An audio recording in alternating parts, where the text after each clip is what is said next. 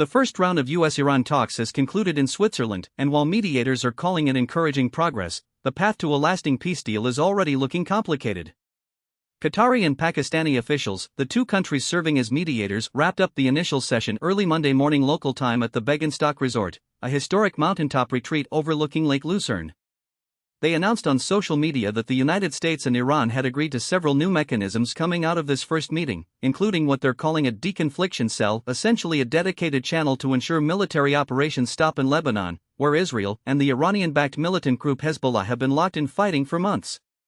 Iran's foreign minister, Abbas Araghchi, called it major progress, but added that the real first test is whether that Lebanon deconfliction cell actually works. And that caveat matters, because Lebanon was the central tension running through the entire day of talks. The session lasted only about 80 minutes before delegates broke for side consultations. Iranian negotiators had made clear from the start that they were insisting on a full end to the Israel-Hezbollah war as a condition for moving forward. According to Iranian state media, the talks focused almost entirely on Lebanon and did not touch the nuclear question at all, even though Vice President J.D. Vance, who led the American delegation, had said he hoped to make progress on exactly that issue. Vance described the American stance as an outstretched hand, telling reporters at the resort that if Iran's leadership is willing to give up its role as a driver of regional instability and abandon nuclear weapons ambitions, the United States is prepared to fundamentally transform the relationship between the two countries. But that tone of diplomacy was undercut almost immediately by President Trump. In a Fox News interview airing the same day, Trump warned Iranian President Masoud Pezeshkian, who has insisted on Iran's right to enrich uranium, to watch his mouth, and said he could do whatever I want after the current 60-day ceasefire window closes.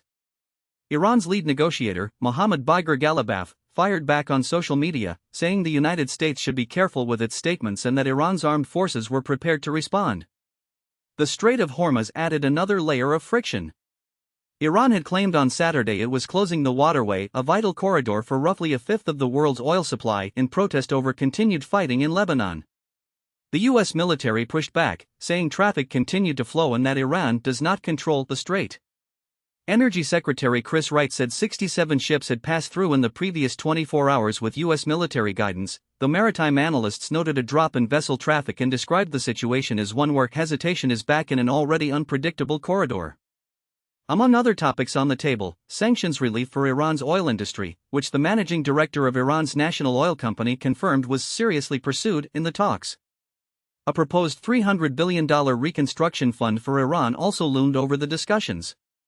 The nuclear program, widely considered the most consequential issue, has been deferred to later rounds of negotiation.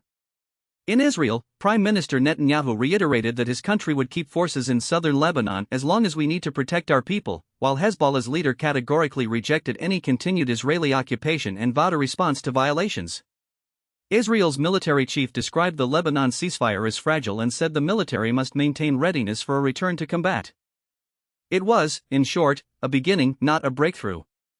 Mediators say encouraging progress has been made, but with Lebanon still burning and both sides trading threats even as diplomats shook hands in Switzerland, the next 60 days of negotiations will test whether this opening session was the start of something lasting or just a pause in a very long conflict. That's where things stand this Monday morning from the shores of Lake Lucerne. We'll keep watching.